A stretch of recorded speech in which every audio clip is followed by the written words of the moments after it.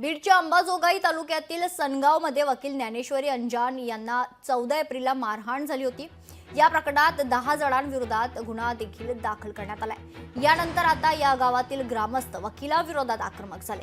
आज 2 टेम्पो भरून गावकरी आणि महिला बीडच्या पोलीस अधीक्षक कार्यालयात दाखल झाले आहेत। वकील ज्ञानेश्वरी अंजान यांनी दाखल केलेला खरतर जो गुन्हा आहे तो खोटा आहे।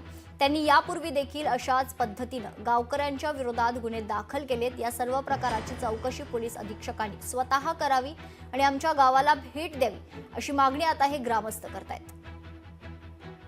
300 पेक्षा जास्त इथं पब्लिक आलेली आहे आमची। पोलिसांनी आम्हाला 4 ते 5 माणसं भेटण्याची परवानगी देताला असं सांगितलंय। आम्ही त्यांच्याकडे हीच तक्रार मांडणार आहे की आमच्यावर खोटे आरोप करते नेहमीच आणि कालचे आरोप पण तिचे खोटेच आहेत। आणि ती गावात रात्रीच गावातून आली तिनं आणि सध्या आम्हाला ती आयसीयू मध्ये ऍडमिट आहे असं सांगण्यात आलंय। म्हणजे पूर्ण तिचे खोटच आहे सगळं।